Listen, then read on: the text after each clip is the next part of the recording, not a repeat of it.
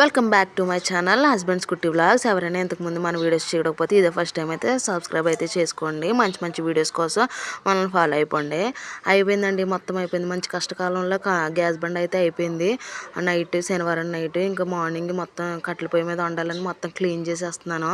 Gas బండ్లు దొరకట్లేదంట. ఇంక చేసేదానిలో కట్టెల పొయ్యి మీద మొత్తం అయిపోదామని ప్రిపరేషన్ చేసేద్దామని ప్రిపేర్ అయిపోయాను నేను. అయితే మొత్తం అన్నీ దగ్గర పెట్టుకోవాలి. మనకి గ్యాస్ పొయ్యి దగ్గర ఉన్నట్టు మన సిమ్లో పెడితే సిమ్లో పెద్ద మంటలు పెడితే పెద్ద మంటలు అలాగైతే అవ్వదు కదా. కట్టెల పొయ్యి చేసే వాళ్ళందరికీ కంపల్సరీగా తెలుసు. ఎందుకంటే ఒక్కసారి అంటించామంటే అది గాలి ఎటువైపు వెళ్తే అటువైపే మండిపోద్ది. మనం ఇంకా కూర అయినా ఏదైనా ఎటు మంట వస్తే అటే ఉడుకుతుంది, మరోవైపు ఉడకదు. కాబట్టి దగ్గరుండి కంపల్సరీ చేసుకోవాలని మొత్తం అందరికీ అంటే కట్టెల పొయ్యి వాడే వాళ్ళందరికీ తెలుసు. ఇంకా సండే నాకైతే గ్యాస్ అయిపోయింది కాబట్టి నేను ఎలా కట్టెల పొయ్యి మీద ఎంత ఇబ్బంది పడ్డానో అవన్నీ చూపిద్దామని ఇంకా నేనైతే ఈ వీడియో చేస్తున్నానండి. ప్రతి సండే అయితే నా రొటీన్ అయితే ఎలా ఉండదు.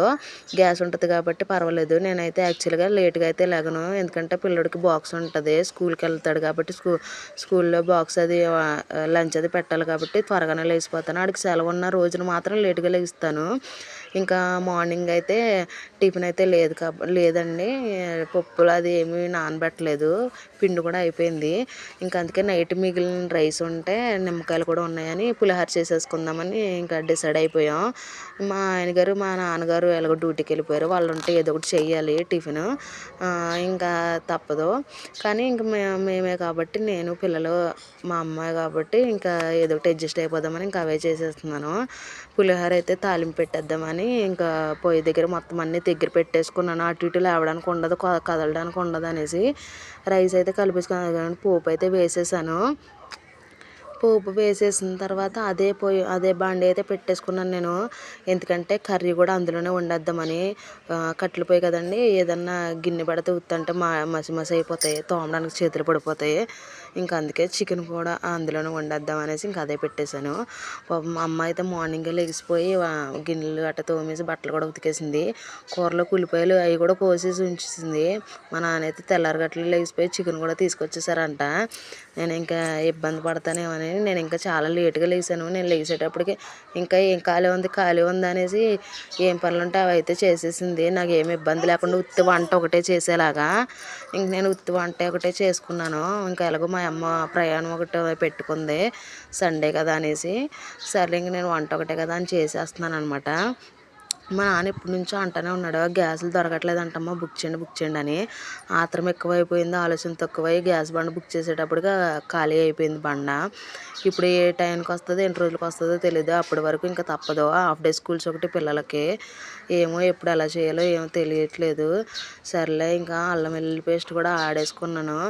ఆడుకున్న తర్వాత ఇంకా టిఫిన్ అయితే చేశాను కదా, పిల్లలకి పెట్టేసి నేను కూడా తినేసాను. అందుకే పెద్దలు చెప్పిన మాట వినాలి. ఒక్క అడుగు ముందులో కొంచెం గ్యాస్ బండ్ బుక్ చేసుకుంటే ఇంత తిప్పలు ఉండవేమో. అయినా రెండు పుల్లలు ఉన్నాయి.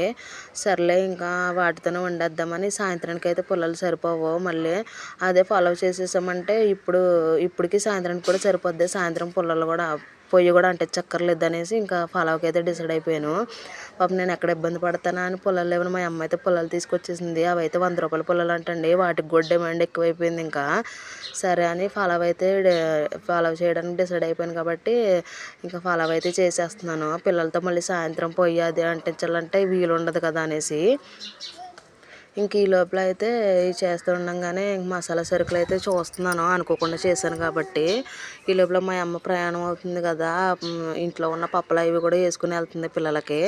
సరే అని చెప్పాను. మామూలుగా అయితే మేము 2 వారాలకు ఒకసారి అలా రాజమండ్రిలో వాళ్ళం మసాలా సరుకులు అవి తెచ్చేసుకుని పెట్టేసుకునేదాన్ని. కానీ ఈ మధ్యన మా ఆయనగారు చాలా భయపడిపోతున్నారు. మా వీధి పక్కన వీధిలో ఒక ఇన్సిడెంట్ జరిగిన కాడి నుంచి అసలు ఎక్కడికి తీసుకెళ్ళట్లేదు. తీసుకెళ్ళమని అడిగినా కానీ ఇంట్లో ఉండలేకపోతున్నావా, పిల్లలతో ఎక్కడికైనా వెళ్తావో, రోజులు బాగుంటలేదు, అలాగని తిడుతున్నారు.